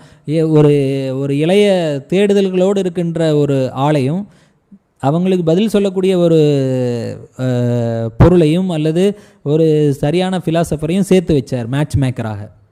பிளேட்டோஸ் தியேட்டஸ் அப்படின்ற இந்த புத்தகத்தில் வந்து தியேட்டஸ் அப்படின்ற புத்தகத்தில் இந்த விஷயங்கள் எல்லாம் அடங்கியிருக்கு அப்படின்றத நம்ம உங்களுடைய கவனத்துக்கு கொண்டு வரோம். அடுத்த எக்ஸாமில் வந்து இந்த மாதிரி அவர் வந்து தன்னுடைய டீச்சர்னு சொல்லிக்கிட்டாரா அல்லது அவருடைய டெக்னிக், சாக்ரட்டிஸோட டெக்னிக் என்ன அந்த மாதிரி நேரடியாக கேட்டாலோ அல்லது சாக்ரட்டிஸோட கேள்வி கேட்கும் முறை வந்து இன்றைய உலகத்தில் இது பயன்படுமா அல்லது சாக்ரட்டிஸுடைய கேள்வி கேட்கும் முறையை பற்றி சொல்லுங்கள் அப்படின்னு கூட சொல்லலாம். இந்த மாதிரியான கேள்விகளுக்கு இந்த ஏரியாவிலேருந்து நம்ம படித்தோம்னா, இதை புரிஞ்சுக்கிட்டோம்னா பதில் எழுத முடியும். அடுத்து, Socrates as far from being handsome as even a philosopher can be. இந்த வார்த்தைகளை வந்து வில் டுராண்டோட புத்தகத்திலேருந்து எடுத்து போட்டிருக்கேன். ஏன் போட்டிருக்கேன்னா, ஓஜி செல்வராஜ் சார் சொன்னான்ல, அவர் ஹஃபீஸ் புத்தகத்தில் அப்படி இருக்கும் படிங்க, ராபர்ட்ஸ் புத்தகத்தில் இப்படி இருக்கும் படிங்க, இந்த பக்கத்தில் அந்த படம் இருக்கும் பாருங்க அப்படின்னு சொல்லுவார். ஸோ அதை நாங்கள் தேடி போய் லைப்ரரியில் படிக்கும்பொழுது அது மீண்டும் பார்க்கும்பொழுது அவ்வளோ ஒரு சந்தோஷமாக இருக்கும், நினைவுகள் நின்று கூட நிற்கும். அதனால் இந்த வரிகளை நீங்கள் வாய்ப்பு இருந்தால் படிக்கலாம். It was rather a head of a porter, நான் சொன்னேன் இல்லையா, அந்த வார்த்தையும் பேஜ் 4ல் இருக்குது அப்படின்னு சொல்கிறதுக்காக இந்த ஸ்லைடை போட்டோம். அடுத்து, இவர் தான் வில் டுராண்ட். கீழே சாக்ரட்டிஸ் போகிறோம். அந்த புத்தகத்துடைய முழு தலைப்பு வந்து the lives and opinions of the world's greatest philosopher from Plato to John Dewey அப்படின்னு சொல்லியிருக்காங்க. அதில் எல்லா ஃபிலாசபர் பற்றியும் அவர் சொல்லியிருக்கார். சாக்ரட்டிஸில் ஆரம்பிக்கலாம், பிளேட்டோவில் தான் ஆரம்பிக்கிறார். ஏன்னா பிளேட்டோ தான் எழுதியிருக்கிறார். சாக்ரட்டிஸை வந்து பிளேட்டோவுக்கு உள்ளே வச்சு சொல்கிறார் அவர். அடுத்து,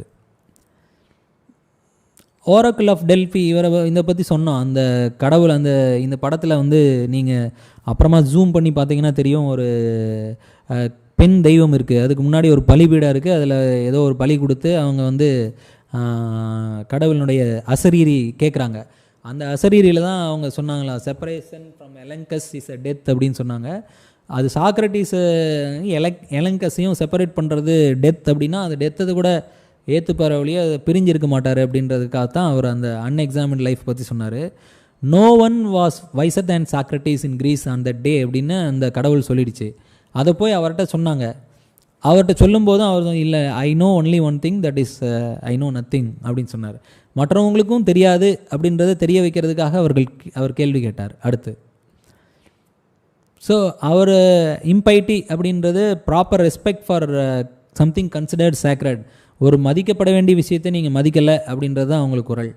அப்போ வந்து அந்த டெமோனிக் வாய்ஸ் எனக்கு கேட்டுச்சு அப்படின்னு சொல்கிறாரு. இங்கேருந்து தான் நம்ம கான்சியன்ஸ்ன்ற வார்த்தைக்கு போகிறோம். கான்சியன்ஸில் இருந்து தான் ப்ரோபிட்டி அப்படின்றது கான்சியன்ஸினுடைய ஒரு பண்பு.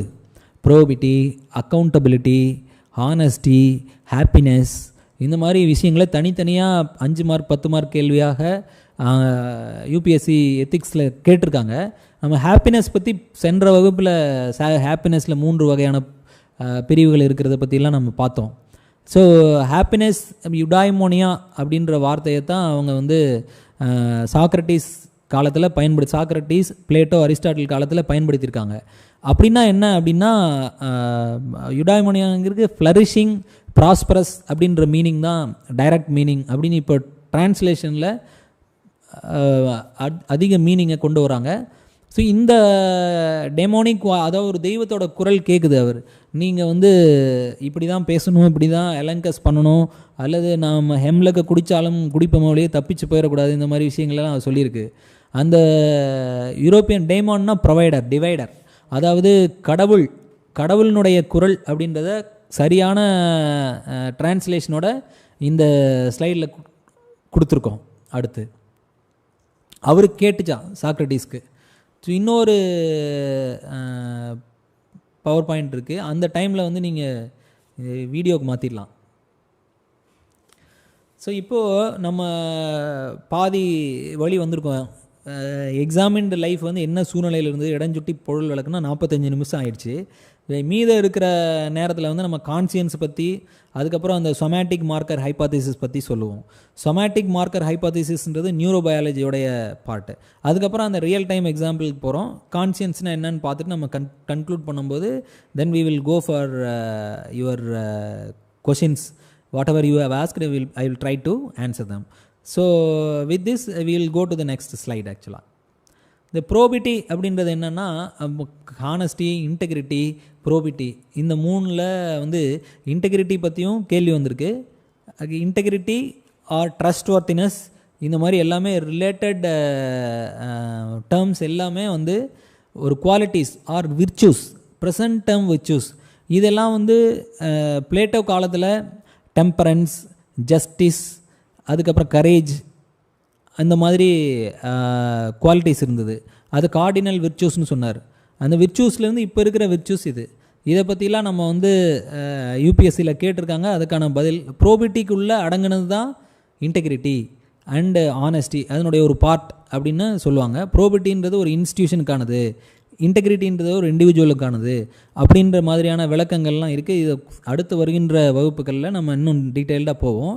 இந்த வகுப்பில் நம்ம என்ன மனசு என்ன சொல்லுது, உங்கள் நேர்மை எனக்கு பிடிச்சிருக்கு அப்படின்னு சொல்லணும். The love of wisdom is more important pursuit than anything else. அதாவது இந்த வில்டுரண்டோட புத்தகத்தை எடுத்து பார்த்தீங்கன்னா முதல்ல வந்து பிளேட்டோ சொன்னதாக சொல்லியிருக்காங்க, தி டியர் டிலைட் அப்படின்னு. philosophy is the dear delight. அதாவது mirages of philosophy, mirages of moral cleanliness அப்படின்ற வார்த்தை, அதாவது moral maze அப்படின்ற வார்த்தைகள் கூட இந்த எத்திக்ஸ் சப்ஜெக்ட்டுக்காக யூஸ் பண்ணுறாங்க.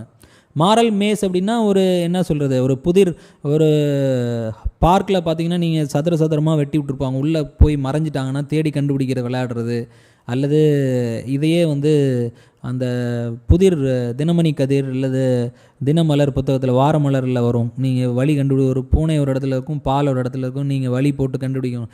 அந்த மாதிரி அலைய வைக்கக்கூடிய ஒரு சப்ஜெக்ட் வந்து ethics and morality, moral values பற்றி படிக்கிறது. அப்படி இருந்தால் அதை வந்து டியர் டிலைட் அப்படின்னு நீங்கள் நினச்சிருந்தீங்கன்னா அதை பிளேட்டோ வந்து டியர் டிலைட் அப்படின்னு சொன்னார். மனசு என்ன செய்யுது அப்படின்றத பற்றி படிக்கிறது ஒரு அற்புதமான சப்ஜெக்ட் அப்படின்னு அவங்க எக்ஸ்பிளைன் பண்ணி ஃபிலாசபிக்குள்ளே கொண்டு போயிருக்காங்க. நம்ம அதை படிக்கிறோம். உங்கள் நேர்மைன்றது ப்ரோபிட்டியினுடைய ஒரு பார்ட் அப்படின்றதுனால இந்த ஸ்லைடில் அப்படி எழுதிடணும். அடுத்து கான்சியன்ஸ் வந்து என்ன சொல்கிறோம்னா, it is a cognitive process that elicits emotion and rational associates based on an individual's moral philosophy or value system. இந்த டெஃபனிஷன் வந்து நம்ம எக்ஸாமில் எழுதுறதுக்கு யூஸ் ஆகும்னா கூட இந்த டெஃபனிஷனோட பார்ட்டை வந்து மிக கூர்மையாக எங்கள் செல்வராஜ் சாரோ அல்லது எல்லோருமே அந்த ஃபஸ்ட்டு டிஃபைன் பண்ணும்போது நம்ம கிளியராக அதை பிடிச்சி மனசில் வச்சுக்கிட்டோம்னா that will be very useful. Cognitive process அப்படின்றது, காக்னிட்டிவ்ன்ற படித்து புரிந்து கொள்ளக்கூடிய ஒரு இடம். தட் எலிசிட்ஸ் எமோஷன் அப்படின்னு, எமோஷன் அப்படின்றது ஒரு ஃபீலிங். எமோஷனுக்கே டெஃபினிஷன் டேனியல் கோல்மேன் கொடுத்துருப்பாரு. ஸோ அந்த வகையில் அந்த ஃபீலிங் வந்து சில நொடிகள் நிற்கக்கூடிய ஒரு விஷயம் எமோஷன். அது ரேஷ்னல் அசோசியேஷன்ஸ் அப்படின்றது என்னென்னா, ஒரு மனசை வந்து ஒரு ஆளை வந்து ஃபீல் பண்ண வச்சு, ஃபஸ்ட்டு வந்து காக்னிட்டிவ் ப்ராசஸ் புரிந்து கொள்ள வச்சு, அது புரிந்து கொண்டப்புறம் அதுக்கு தகுந்த ஃபீலிங்கை கொடுத்து, அந்த ஃபீலிங்கோடு சேர்த்து அவரோட ஒரு ரேஷ்னல், அது கரெக்டான பொருத்தமான செயலையும் செய்ய வைக்கிறது தான் கான்சியன்ஸு. இது எதை பொறுத்து அமையும் அப்படின்னா, ஒரு ஆளுடைய சின்ன வயசுலேருந்து அவர் எப்படி வளர்ந்தாரோ, அவர் எதை மதிக்கிறாரோ அதை பொறுத்து அமையும் அப்படின்றது தான் இந்த கான்சியன்ஸுக்கான இந்த ஆங்கில சொற்கள் சேர்ந்து கொடுக்கக்கூடிய ஃபீலிங், கொடுக்கக்கூடிய அர்த்தம். சரி, இது என்ன அப்படின்னு ரொம்ப தெளிவாக புரிஞ்சுக்கணுன்னா ஏதாவது ஒரு திரைப்படத்தை எடுத்துக்கலாம். சமீபத்தில் வந்து சூரரை போற்று கதையாக எடுத்துக்கலாம். அவர் ஒரு கேப்டனாக இருந்தார், ஏர்ஃபோர்ஸில் ஒர்க் பண்ணார். ஸோ அது காக்னிட்டிவ் ப்ராசஸ். அவர் நிறைய விமானங்களை பற்றி தெரிஞ்சிருந்தார். That elicits emotion. ஒரு காலகட்டத்தில் இது புரிஞ்சிருந்ததுனால அவருக்கு அந்த எமோஷன் என்னென்னா, அவங்க ஃபாதரை பார்க்க அல்லது ஒரு ஒரு எமோஷனல் சுச்சுவேஷனில் ஒரு ஏர் டிக்கெட் குறைவான விலையில் கொடுக்கணுன்ற ஃபீலிங் வந்தது அவருக்கு. அதுக்கப்புறம் ரேஷ்னல் அசோசியேஷன்னா அவர் அது கம்பெனி ஆரம்பிக்கிறதுக்காக ட்ரை பண்ணுது. அது அவருடைய மாரல் ஃபிலாசபினா அவருடைய சின்ன வயசுலேருந்து அவங்க ஊர்லேயோ அந்த ஊருக்கு நல்லது செய்யணும்னு அவர் வளர்ந்தது. அவருடைய தந்தை வந்து ஆசிரியராக இருந்தது. இந்த மாதிரியாக சில எடுத்துக்காட்டை வந்து நம்ம கான்சியன்ஸோடு பொறுத்து பார்த்து இந்த மனசு அப்படின்ற மனச்சாட்சி அப்படின்றதுக்கு ஒரு எடுத்துக்காட்டாக அதை பயன்படுத்திக்கலாம். அதன் மூலமாக இந்த cognitive process, emotion, rational association, moral philosophy இந்த 4 வார்த்தைகளையும் போட்டோம்னா தான் நம்ம கான்சியன்ஸை டிஃபைன் பண்ண முடியும். Conscience stands in contrast to the elicited emotion or thought due to associations based on immediate sensory perception and reflective responses. இது வந்து கான்சியன்ஸுன்றது வந்து மனசுக்குள்ளே இருக்கிறதுனால வெளியே நடக்கக்கூடிய ரேஷ்னல் அசோசியேஷன்ஸ்லாம் அதுலேருந்து பிரித்து சொல்ல முடியுது. அந்த உள்ளே இருக்கக்கூடிய பார்ட் மட்டும் கான்சியன்ஸ், வெளியே நடக்கக்கூடியதெல்லாம் நிகழ்ச்சிகள் அப்படின்னு அவர் மனசில் நினச்சி அவர் மனச்சாட்சி அந்த சூரரை போற்று படத்தினுடைய ஹீரோவுடைய மனச்சாட்சி வந்து அது. அடுத்து commonly used metaphors for conscious include voice within. எனக்கு மனசுக்குள்ளே இருந்து ஒரு குரல் சொல்லிச்சு. ஒரு காதலனை கேட்டிங்கன்னா என்னுடைய காதலி தான் மிகச்சிறந்த அழகி அப்படின்னு அவர் மனசுக்குள்ளே அவர் மனச்சாட்சி சொல்லிச்சு அல்லது உள் மனசு சொல்லிச்சு அப்படின்னு சொல்கிறோம் இல்லையா, அதெல்லாம் கான்சியன்ஸு. இன்னர் லைட், இந்த பாதையில் போனால் நான் சரியாக படிக்க முடியும், ஆனால் எந்த பாதை அப்படின்றது எப்படி படித்தோ இல்லை எங்கேருந்து வந்ததுன்னே தெரியாமல் ஒரு ஒளி கேட்டுச்சு அப்படின்னா அதுதான் வந்து மனச்சாட்சி அப்படின்றது தான் ஃபிலாசபி. அதுதான் வந்து சாக்ரட்டிஸ்க்கு வந்து தெய்வத்தின் குரலாக கேட்டது. டைமோனிக் சைன் அப்படின்றது வந்து நீங்கள் பரீட்சையில் யூஸ் பண்ணக்கூடிய ஒரு வார்த்தை. இதனால் இதை எடுத்து போட்டோம். அதனால் இன்னர் வாய்ஸ், உள்மனக்குரல் அப்படின்ற வார்த்தைகளெல்லாம் நீங்கள் கான்சியன்ஸை எக்ஸ்பிளைன் பண்ணுறதுக்கு பயன்படுத்தக்கூடிய சொற்களாக வைத்துக்கொள்ளலாம். அடுத்து as per the psychoanalytical theory of Sigmund Freud வந்து சூப்பர் ஈகோ இந்த 3 விஷயங்களை பற்றி சொன்னார். இதுக்கு வந்து நம்ம ஒரு எக்ஸாம்பிள் எடுத்துக்குவோம். ஒருத்தருக்கு வந்து ஐஸ்கிரீம் சாப்பிட்ணுன்னு தோணுது. கொரோனா காலகட்டத்தில் ஐஸ்கிரீம் சாப்பிட்டு இருமல் வந்ததுன்னா கூட நமக்கு வந்து கொரோனா டெஸ்ட் பண்ண வேண்டிய சூழ்நிலை வந்துடலாமோ அப்படின்னு பயந்து போய் ஒரு ஐஸ்கிரீம் சாப்பிடாமல் விட்டுறாரு. கொஞ்ச நாள் கழித்து 6 மாதம் கழித்து நம்ம சாப்பிட்டுக்கலாம் அப்படின்னு தள்ளி போடுறாருன்னு வச்சுப்போம். இந்த விஷயத்தை சிக்மண்ட் ஃப்ராய்டோட 3 விஷயங்களை 3 சொற்கள் சூப்பர் ஈகோ அப்படின்றது என்ன அப்படின்னு சொன்னோம்னா, ஐஸ்கிரீம் சாப்பிட்டோன்னு அடுத்த ஸ்லைட் போடுங்களேன். ஐஸ்கிரீம் சாப்பிட்ணுன்னு ஆசைப்பட்டது வந்து அதை வந்து சாப்பிட வேணான்னு சொன்னது வந்து சூப்பர் ஈகோ. சரி ஓகேன்னு விட்டு போனது வந்து ஈகோ. இந்த ஈகோ தான் வெளியே தெரியும். இதுன்றது ஆழ்மனம். இதை அடுத்த ஸ்லைடில் பார்ப்போம். ஆனால் முன்னாடி ஸ்லைட் போங்க. ஈகோன்றது வந்து ஒரு லத்தீன் வார்த்தை. அந்த வார்த்தையை வந்து நம்ம சிக்மண்ட் ஃப்ராய்டு வந்து ஜெர்மன்காரர். அவர் அதை டிரான்ஸ்லேட் பண்ணும்போது அவர் பண்ணல, வேற ஒருத்தர் வந்து டிரான்ஸ்லேட் பண்ணும்போது அதை லத்தீன் வார்த்தையை யூஸ் பண்ணுறதுக்காக சரியாக டிரான்ஸ்லேட் பண்ணல அப்படின்றது விக்கிபீடியாவில் வேறு சொல்லியிருக்காங்க. It is not okay to use translation since it distracts the meaning அப்படின்னு அவங்க இருந்தாலும் எல்லோரும் லத்தீன் படிச்சிட முடியாது. ஸோ அந்த வகையில் பார்த்திங்கன்னா அடுத்து வரக்கூடிய ஈகோன்ற வார்த்தை வந்து ஃப்ராய்டோட கான்செப்டை எக்ஸ்பிளைன் பண்ணுறதுக்காக இன்னொரு டிரான்ஸ்லேட்டர் யூஸ் பண்ண வார்த்தை. பட் அது ரொம்ப உலகம் முழுக்க ஃபேமஸ் ஆகிடுச்சு. அடுத்து இப்போ இதில் பார்த்தீங்கன்னா இதுன்றது வந்து தண்ணீர் மட்டத்துக்கு கீழே இருக்குது. ஈகோ, சூப்பர் ஈகோ வெளியே வந்தது. கான்சியஸ் மைண்ட் வந்து கான்சியஸாக பண்ணக்கூடிய விஷயங்கள் வந்து வெளியே தெரியும். ஐஸ்கிரீம் சாப்பிட்லான்னு சொன்னது ஒன்று, சூப்பர் ஈகோ வந்து அதை கண்ட்ரோல் பண்ணிடுச்சு. அதனால் ஈகோ வந்து சரி வேணான்னு முடிவு பண்ணிடுச்சு. இதுதான் அது அன்கான்ஷியஸாக இருக்கும். நம்ம ஆசைப்பட்டது எங்கேருந்து ஆசை வந்ததுன்னே கண்டுபிடிக்க முடியாது. அதுதான் ஆழம் எது ஐயான்னு ஒரு பாட்டு இருக்கும் முதல் வசந்தம் படத்தில். அது அந்த படத்தோட வருடம் வெளியிட்ட வருடம் 1986.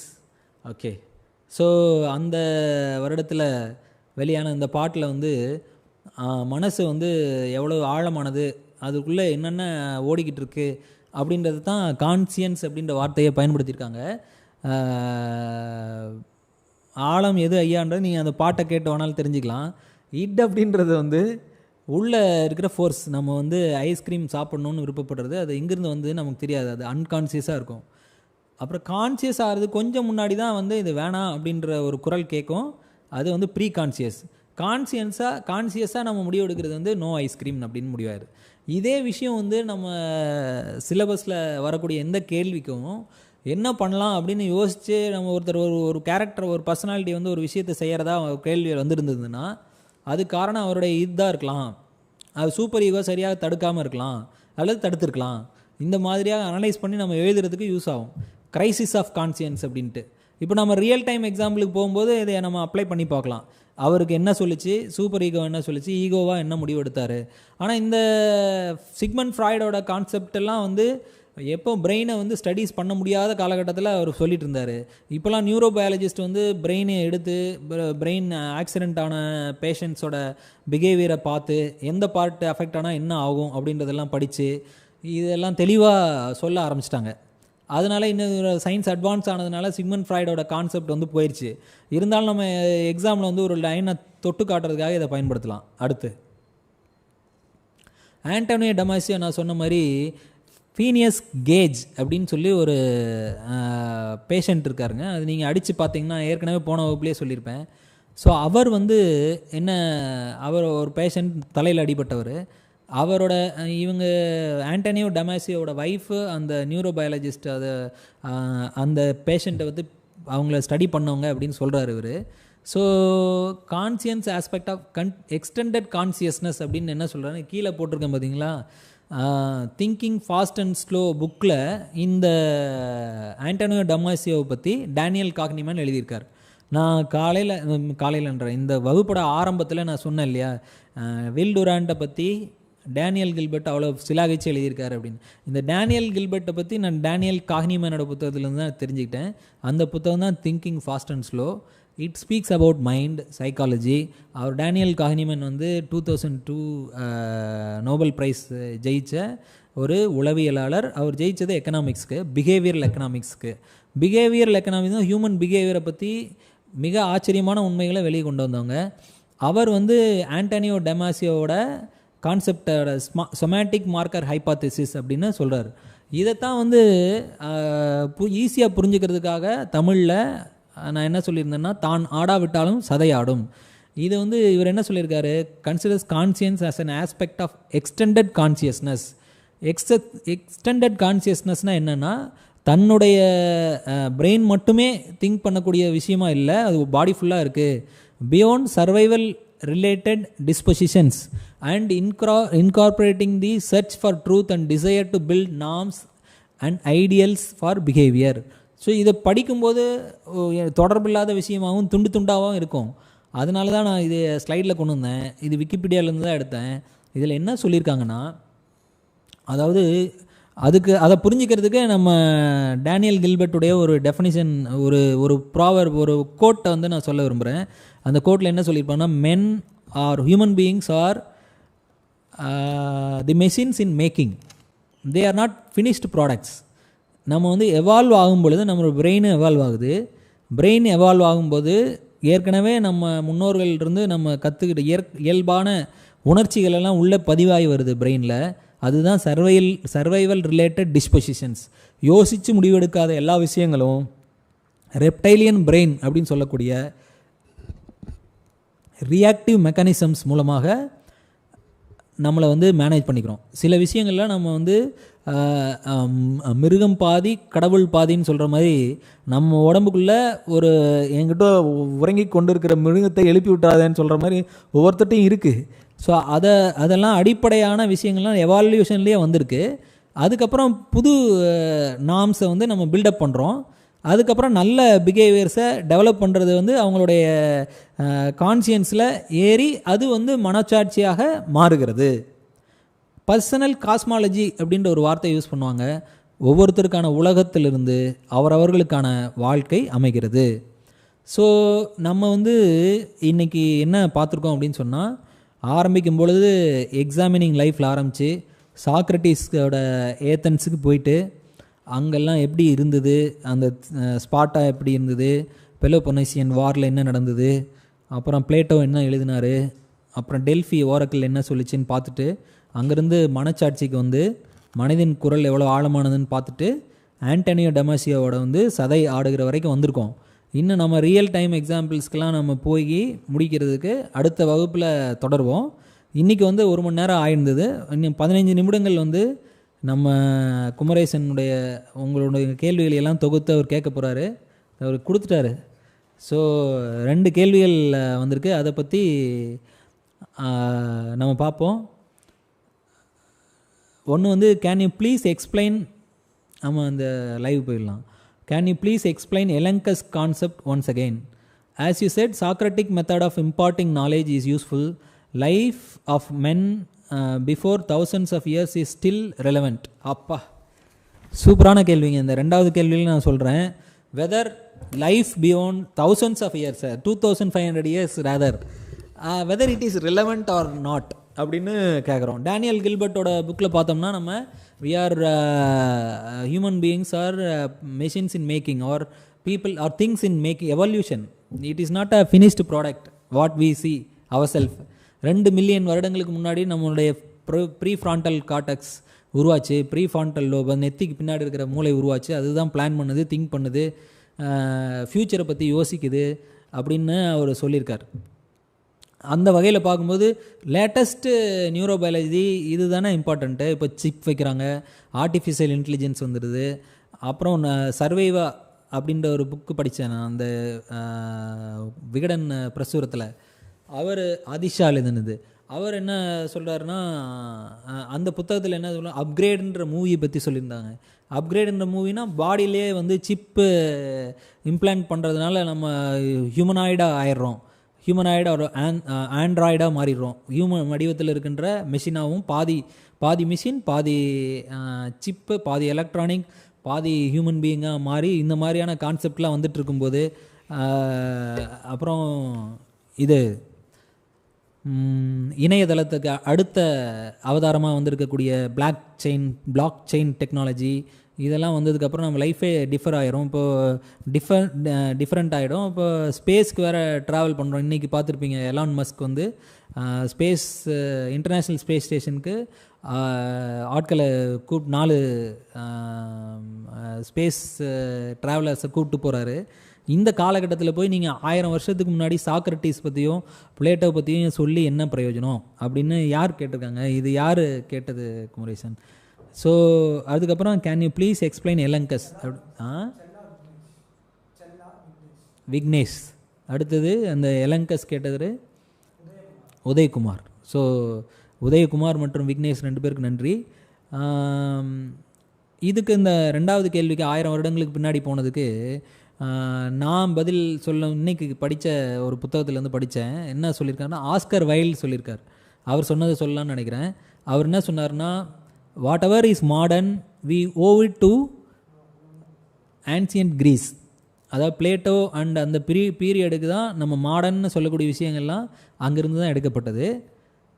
அப்போ வாட் எவர் இஸ் மெடீவியல், அதெல்லாம் தான் மீத இருக்கிற டெவலப்மெண்ட்ஸ் அப்படின்னு. இவர் வந்து ஒரு கிட்டத்தட்ட ஒரு 25, 30 அல்லது 50 வருடங்களுக்கு முன்னாடி ப்ரைமில் இருந்த ஒரு ஆஸ்கர் வைல்டு, அவரை பற்றி நீங்கள் கேள்விப்பட்டிருப்பீங்கன்னு நினைக்கிறேன்.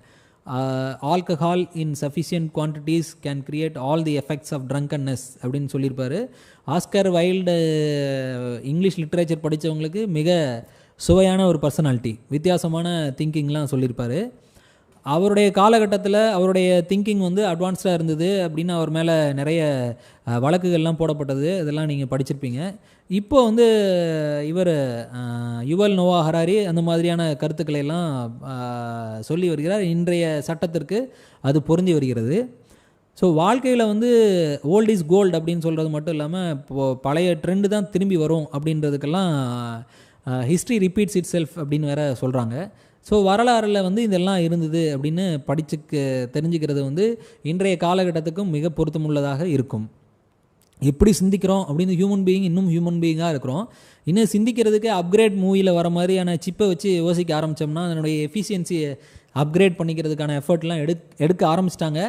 அப்படி ஒரு வேளை எடுத்தால் கூட எப்படி ஹியூமன் பீயிங்ஸ் ஆரம்பத்தில் இருந்தாங்க அப்படின்றத நம்ம தான் எவல்யூஷன் படிக்கிறதுக்காக டார்வின் வந்து பறவைகளை படித்தார், ஃபின்ச்சஸ் படித்தார், இப்போ செடிகளை படித்தார், லெமார்க்கிசம் இந்த மாதிரி தியரியெல்லாம் எப்படி எவால்வ் ஆச்சு, இருந்ததை படித்ததுனால தான் எவால்வ் ஆச்சு. அதனால் this is one of the 2500 years பின்னாடி போகிறது வந்து it is beneficial. So it makes a sense to study philosophy, understand philosophy. It is a dear delight. That answers Vignesh question. Can you explain Elenchus concept once more again? அப்படின்னு கேட்டிருக்காங்க. எலங்கஸ் concept அப்படின்றத வந்து ஒரு எக்ஸாம்பிளோட நான் சொல்கிறேன். ஒருத்தர் அந்த மெனோவில் வந்து எக்ஸாம்பிள் ஏற்கனவே வேறு வகுப்பில் சொன்னது. இதில் இவருக்காக நம்ம சொல்கிறோம். என்ன சொல்கிறோன்னா, ஒருத்தர் வந்து வராரு, ஒரு what is knowledge, what do we search அப்படின்னு கேட்குறாரு. அறிவை தேடுகிறோம் அப்படின்னு வந்த உடனே இவர் கேட்பார், வாட் ஆர் யூ சர்ச்சிங் அப்படின்னு கேட்குறாரு. I am searching for knowledge. So knowledge is அடுத்த கொஸ்டின், knowledge is a known thing or unknown thing அப்படின்றாரு. Knowledge of unknown thing or known thing அப்படின்னு கேட்குறாரு. So if he says known thing அப்படின்னு சொல்கிறாருன்னா, why do you search a known thing அப்படின்னு கேட்குறாரு. So no unknown thing only I am going to search அப்படின்னு சொல்கிறாரு. தெரியாத ஒரு பொருளை தான் நான் தேடிக்கிட்டு இருக்கேன். தெரிஞ்சதையே நீங்கள் ஏங்க தேடுறீங்க அப்படின்னு கேட்டவுடனே, சரி தெரியாததை தேடுறேன் அப்படின்றாரு. தெரியாததை தேடினீங்கன்னா அது கிடைச்சப்புறம் அது நீங்கள் தேடினது தானான்னு தெரியுமா? தெரியாது இல்லையா? தெரிஞ்சால் தானே அது நாம் தேடினது தான் கிடச்சிருக்கு அப்படின்றது முடிவு பண்ண முடியும். அதனால் தெரியாததை தேடினீங்கன்னா நீங்கள் தேடல் வந்து முடியாத ஒன்றாக மாறிவிடும். இந்த மாதிரியாக அவர் பேசுவார். இதை வந்து நம்ம வந்து கூர்ந்து எக்ஸாமின் அப்படின்ற, அதாவது நான் முதல்ல சொன்னேன் இல்லையா, ஸ்பைனோசாவை வந்து நம்ம we should not read, we should study அப்படின்ற மாதிரி, இது வந்து ஆழமாக கேட்டு படித்தோமே ஆனால் மிக மிக தெளிவான மனம் உருவாகிறது. எனவே எலங்கஸ் மெத்தடில் இந்த மாதிரி கரேஜ்னால் என்ன அப்படின்னு கேட்பார். கரேஜ்னால் ஒரு விஷயத்தை வந்து தாங்கி பிடிக்கிறது, கஷ்டத்தை தாங்கிட்டு நிற்கிறது அப்படின்ட்டு. அப்போ அவர் கேட்பார், கஷ்டத்தை தாங்கிட்டு சில நேரங்களில் நிற்காமல் பின்வாங்கிறது கூட புத்திசாலித்தனம் தானே?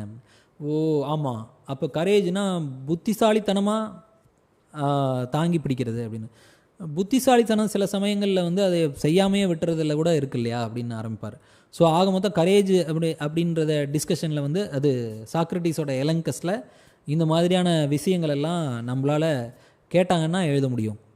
ஸோ இனி எதுவும் கேள்வி இருக்குங்களா? புல்ஷிட்டோட ஆத்தர் நேம் கேட்டிங்கன்னாங்க ஹாரி ஃப்ராங்க்ஃபர்ட். அது யார் கேட்டாங்க? உதயகுமார் கேட்டிருக்கார். புல்ஷிட் அப்படின்றதுக்கு லை அப்படின்றதுக்கான டிஃப்ரென்ஸ் வந்து நான் அடுத்த வகுப்பில் அல்லது நீங்கள் படிக்க விட்டுறேன். இதெல்லாம் வந்து மிக இன்ட்ரெஸ்டிங் ஃபிலாசபிக்கல் கொஷின்ஸாக இருக்கிறது. அடுத்து மறுபடியும் விக்னேஷ் கேட்குறாரு. வேறு யாரும் கேட்டிருக்காங்களா?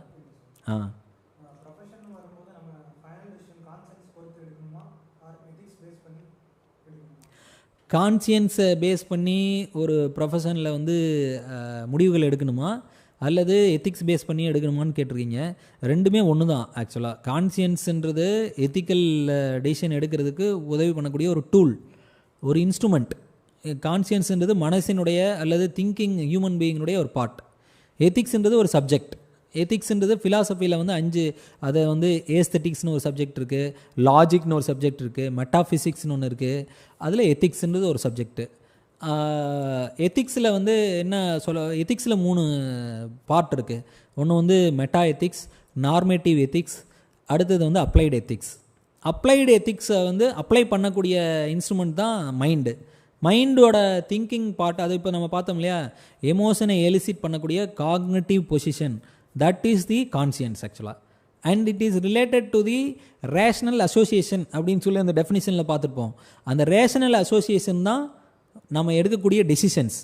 நம்ம எடுக்கக்கூடிய டெசிஷன்ஸ் வந்து கான்சியன்ஸின் மூலமாக எடுக்கக்கூடிய எத்திக்கல் டெசிஷன்ஸ். எத்திக்ஸ் வந்து அவங்களுடைய மாரல் ஃபிலாசபிக்கு தகுந்த மாதிரி மாறுபடும். மாரல் ஃபிலாசபி அப்படின்னா அவங்க வேல்யூ சிஸ்டம் அப்படின்னு ஒன்று. வேல்யூன்றது வந்து சோசியல் வேல்யூ, எக்கனாமிக்கல் வேல்யூ, இப்படி பல வகையான வேல்யூஸ் இருக்குது. ப்ரொஃபஷ்னல் வேல்யூ, அப்புறம் பர்சனல் வேல்யூ, இந்த வேல்யூ அப்படின்னா என்னென்னா, நம்ம வந்து ஃபைனான்ஸ் டிபார்ட்மெண்ட் அல்லது மற்றவங்களும் காசுன்னு சொல்லலாம். ஆனால் மதிப்பு, ஒரு மதிப்புள்ள நான் உயிராக மதிக்கிறேன் அப்படின்னு ஒரு விஷயத்த சொன்னாருன்னு வச்சுக்கோங்க, அது வந்து அவருக்கு அது சுதந்திரம் எனது பிறப்புரிமை, அதை நான் அடைந்தே தீருவேன் அப்படின்ற மாதிரியான ஒரு அந்த அளவுக்கு அவங்க அதை வேல்யூ பண்ணாங்க. ஃப்ரீடம் வந்து வெரி இம்பார்ட்டண்ட் அப்படின்ட்டு. ஸோ அந்த மாதிரி எதை வேல்யூ பண்ணுறோமோ அதை பொறுத்து கான்சியன்ஸ் வந்து அந்த காக்னிட்டிவ் ப்ராசஸை உருவாக்கி, ஆண்டனியோ டமாசியோ சொல்ல மாதிரி எக்ஸ்டெண்டட் கான்சியஸ்னஸ் மூலமாக நம்ம வந்து ஒரு ரேஷனல் அசோசியேஷனான டெசிஷன்ஸ் எடுத்து செயல்படுவோம். இதை வந்து இந்த வகையில் நம்ம பேசுகிறது மூலமாக நீங்கள் எக்ஸாமில் எழுதுறதுக்கு இந்த வார்த்தைகள்லாம் திரும்பி திரும்பி உங்கள் மனசில் நிற்கிறதுக்கு உதவிகரமாக இருக்குன்னு நம்புகிறேன். அடுத்து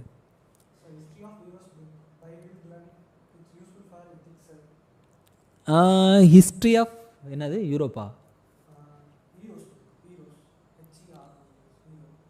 ஓகே. வில் டுராண்டோட புத்தகங்கள் வந்து ஆங்கிலம், சுவையான ஆங்கிலத்தை படிக்கிறதுக்கு பயனுள்ளதாக இருக்குன்னு ஏற்கனவே சொன்னேன்.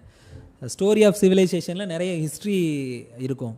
பட் இந்த ஃபிலாசபியில் வந்து you will know about few great people.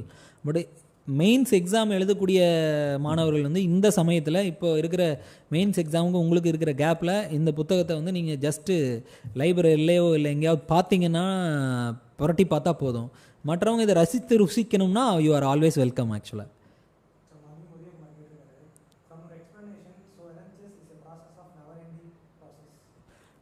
எலங்கஸ் is a never ending process அப்படின்னு சொல்லியிருக்கீங்க. ஸோ உதயகுமார் சொன்னதாக சொல்கிறாங்க. Good luck to people. அதாவது எண்ட் அப்படின்றது வந்து ஒரு பிகினிங். அது ஆக்சுவலாக வந்து நீங்கள் பார்த்தீங்கன்னா இப்போ ஃபஸ்ட்டு வந்து சிங்குலாரிட்டி அப்படின்ற கான்செப்டில் தான் வேர்ல்டு ஆரம்பித்ததாக சொல்கிறாங்க.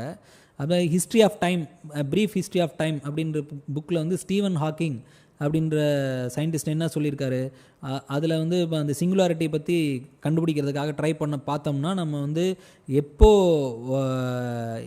யூனிவர்ஸ் பிறந்தது பிக் பேங்லேருந்து, இப்போ எப்போ வந்து அது கண்டென்ஸ் ஆகி முடியுமா இல்லை எக்ஸ்பேன்ஷனில் ரேரிஃபை ஆகி முடியுமா அப்படின்றத பற்றி தாட்ஸ் போய்கொண்டிருக்கிற இந்த காலகட்டத்தில், டைம் மிஷினை பற்றி எல்லோரும் சீரியஸாக திங்க் பண்ணிக்கிட்டு இருக்கிற காலகட்டத்தில், இமார்டல் லைஃப் பற்றி எல்லோரும் யோசிச்சுட்டு கொண்டு இருக்கிற காலகட்டத்தில், எண்ட் அப்படின்ற வார்த்தைக்கு it will become a bend ஆக்சுவலாக. So we don't know exactly where the science will take us, where our universe is going to end. In that sense, I wish we people have ability to comprehend and understand how end can come. Anyway, our end has come. I think last 1 minute. I would like to complete this the 2-3 lines of Mahakavi Subramanya Bharati.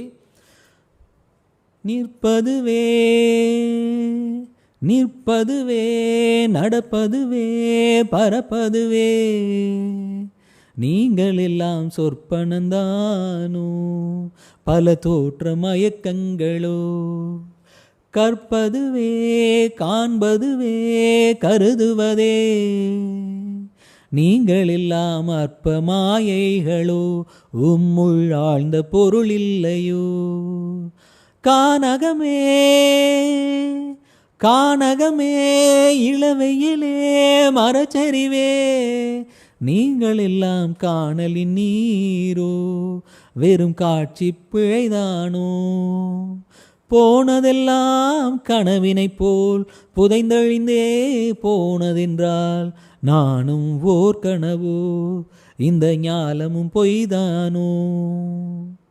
இந்த வகையில் philosophy நீங்கள் படிக்கும் பொழுது it will give you a lot of mirage. காணலின் நீரோன்னு அவர் கேட்டிருக்கார் இல்லையா? So அதன் பிறகு தான் தெளிவு வந்து அவரே பாடியிருப்பார். காண்பதெல்லாம் மறையும் என்றால் மறைவதெல்லாம் காண்பமன்றோ காண்பது சக்தியாம் இந்த காட்சி நித்தியமாம் என்கின்ற தெளிவினை அறிந்து கொள்ள கைப்பிடிக்க உதவுகின்ற இந்த எத்திக்ஸ் பாடத்திட்டத்தையும் ஃபிலாசபியும் மேற்கொண்டு பாரதியின் உதவியோடு திருவள்ளுவரின் அறிவுரைக்கிணங்க கற்க கசடர என்று கேட்டுக்கொண்டு வாய்ப்புக்கு நன்றி கூறி விடைபெறுகின்றேன். நன்றி, வணக்கம்.